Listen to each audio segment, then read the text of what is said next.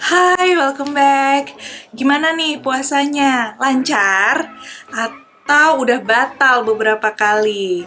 Nah, di puasa tahun ini tuh mungkin agak sedikit berbeda kali ya. Apalagi di tengah wabah virus corona seperti ini. Ada yang nggak bisa terawih ke masjid, nggak bisa buka bareng temen atau angkatan, atau mungkin yang lagi jauh dari keluarga, nggak bisa buka bareng keluarga, atau nggak bisa buka bareng mantan. Oh no! Mantan pacar yang udah jadi suami maksudnya. Tetap semangat ya, karena sebentar lagi puasa tahun ini akan selesai.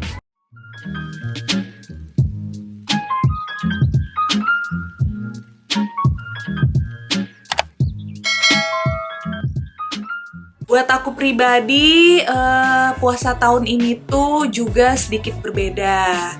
Karena alhamdulillah aku saat ini sedang hamil dan tepat pada Ramadan tahun ini aku udah masuk trimester yang ketiga. Mumpung masih suasana Ramadan nih dan kebetulan aku juga lagi hamil di puasa kali ini, aku mau sharing sedikit pengalaman aku berpuasa di saat aku sedang hamil seperti ini. Tapi inget ya, setiap ibu hamil itu punya kondisi yang berbeda-beda. So, jangan jadikan patokan ya. Alasan kenapa aku tetap ingin berpuasa di tahun ini tuh karena aku merasa sayang aja kalau misalnya aku harus menunggu tahun depan lagi untuk puasa Ramadan.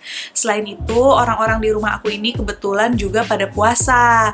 Jadi kayaknya akan aneh banget kalau misalnya siang bolong aku tiba-tiba makan dan minum seenaknya gitu. Dan mumpung lagi, bukan mumpung juga sih, kesannya gimana gitu ya. Tapi kan karena kondisi kita sekarang memang lagi di tengah wabah virus corona dan pemerintah juga menganjurkan untuk tetap di rumah, otomatis kan aktivitas aku pun sehari-hari juga berkurang. Sehingga aku merasa aku cukup kuat untuk berpuasa di tahun ini meskipun aku dalam kondisi hamil. Mengingat ini tuh pengalaman pertama aku ya saat aku hamil, jadi aku tuh memutuskan untuk cari tahu dulu. Aku baca, searching di Google, terus nanya pengalaman orang-orang yang juga sudah berpuasa saat hamil. Kemudian yang paling penting adalah supaya aku tidak ragu, aku menanyakan langsung ke dokter kandungan aku. Setelah aku konsultasi dengan dokter kandungan aku, alhamdulillah aku diizinkan untuk berpuasa. Mungkin karena beliau juga melihat kondisi aku yang sehat, kondisi janinnya juga yang sehat, maka dari itu aku diizinkan untuk berpuasa. Asalkan aku tidak mengalami kondisi-kondisi tertentu. Nanti di akhir video aku juga akan sharing kondisi seperti apa yang tidak disarankan atau tidak dianjurkan ibu hamil untuk berpuasa. Oke, masuk ke pola makan aku selama berpuasa.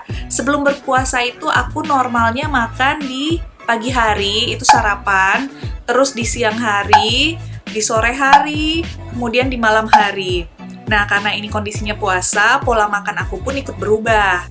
Untuk waktu sahur, biasanya sebelum aku hamil itu, aku cukup dengan minum susu ataupun minum air putih.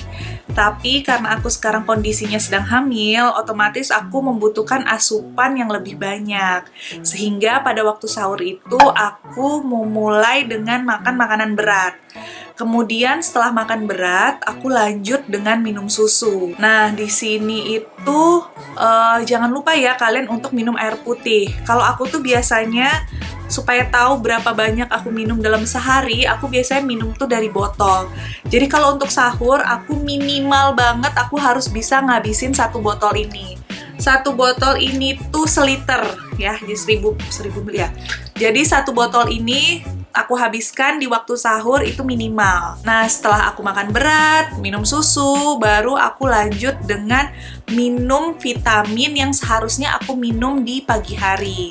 Karena aku berpuasa, dimajuin deh minum obatnya ke waktu sahur. Oh iya, jika kalian itu minum susu di waktu sahur, rentan waktu antara minum susu dan minum obat atau vitamin itu harus dijeda ya. Supaya obat ataupun vitamin yang kita minum itu tidak menjadi netral karena susu. Masuk waktu berbuka, aku biasanya memulainya dulu dengan 1 botol air putih lagi. Kemudian aku lanjut dengan makan makanan yang manis, tapi yang bersifat ringan. Seperti cendol, kolak, bahkan kadang aku makan gorengan. Nah, baru deh setelah aku makan makanan kecil kayak gitu, aku lanjut maghriban dulu. Karena aku bukan tipe orang yang bisa begitu buka langsung makan makanan berat. Jadi setelah aku maghriban, baru aku lanjut untuk makan makanan berat. Untuk porsi makan makanan berat pada waktu berbuka, biasanya akan lebih banyak daripada porsi aku makan makanan sahur. Misalnya, sahur itu aku 1 telur, 1 ayam, 1 piring sayur. Nah, kalau berbuka puasa, biasanya aku bisa jadi 2 ayam, 2 telur, dan 1 piring sayur. Cukup banyak ya aku makannya. Oh iya, aku juga mau infoin kalau aku tuh memang kenapa nggak makan nasi, karena aku memang udah cukup lama berhenti nggak makan nasi. Jadi justru kalau misalnya aku makan nasi, itu membuat badan aku menjadi lemas. Setelah berbuka selesai, baru aku lanjut untuk mengkonsumsi vitamin kehamilan aku dan juga penambah darah. Kenapa aku konsumsi penambah darah? Karena aku pribadi memang punya darah rendah, jadi aku butuh asupan suplemen tambahan. Kemudian pada jam 10 malam biasanya aku tuh udah mulai merasakan lapar. Nah, kalau memang aku lapar banget, pasti aku makan makanan berat lagi. Kalau enggak, aku cukup dengan makan makanan ringan atau makan makanan yang manis, seperti kolak lagi atau candil. Konsumsi air mineral itu dalam sehari aku menghabiskan minimal 4 botol air minum ini, berarti sekitar 4 liter air dalam sehari. Emang sih konsekuensinya aku akan bolak-balik ke kamar mandi. Cuman menurut aku itu akan lebih bagus daripada kita kekurangan cairan, terus janinnya kenapa-napa, itu akan lebih berbahaya. Untuk hal ngidam selama bulan puasa kayaknya nggak ada. Bahkan semenjak trimester kedua itu aku udah nggak ngidam yang macem-macem lagi, jadi udah nggak rewel lagi. Bahkan kayaknya aku malah nggak ngidam sama sekali semenjak trimester kedua. Mungkin kalau pas bulan puasa itu bukan ngidam ya, lebih kepada merasakan lapar, tapi bukan lapar yang pengen makan banget. Cuman biasanya tuh kalau aku habis ngecek Instagram atau ngelihat iklan makanan, itu kayak timbul gejolak-gejolak syaiton-syaiton yang ingin membuat aku membatalkan puasa. Itu dia sedikit pengalaman aku selama berpuasa saat hamil. Nah, seperti janji aku tadi, aku bakalan share tentang kondisi ibu hamil seperti apa yang tidak boleh berpuasa atau harus segera membatalkan puasanya. Kondisi yang pertama adalah mual dan pusing yang tak tertahankan. Nah, jika ibu hamil dalam kondisi seperti ini, maka ibu hamil itu harus membatalkan segera puasanya. Gak ada tuh yang namanya cerita, nanggung setengah jam lagi, nanggung sejam lagi, itu gak boleh ya. Jadi begitu merasakan kondisi seperti itu, harus segera dibatalkan puasanya. Kondisi yang kedua adalah berat badan yang terus-menerus menurun. Nah, ini salah satu kondisi yang wajib diwaspadai oleh ibu hamil yang ingin berpuasa. Yang ketiga adalah merasa lemas padahal sudah istirahat seharian.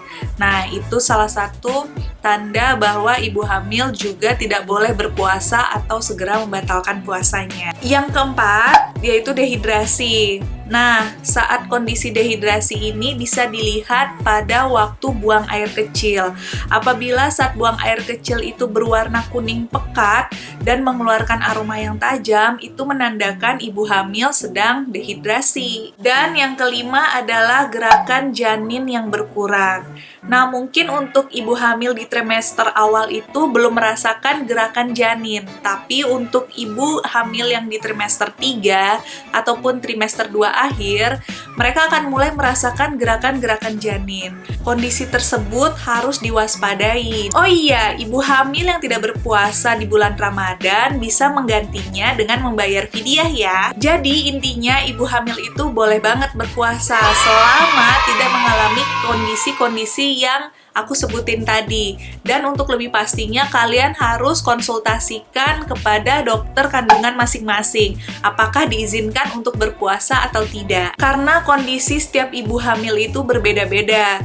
Jangan sampai karena memaksakan hawa nafsu justru jadi membahayakan janin. Yang ada kita bukan dapat pahala malah berdosa. So, itu tadi pengalaman puasa aku saat kondisi hamil dan aku sudah menjalankannya 3 minggu. Tinggal beberapa hari lagi nih. Doain terus ya supaya aku tetap kuat menjalankan puasa hingga nanti dan juga dede bayinya sehat-sehat selalu. Buat yang ingin aku share atau bikin video apa lagi, boleh banget komen di bawah. Dan jangan lupa like dan subscribe YouTube channel aku serta bunyikan loncengnya ya.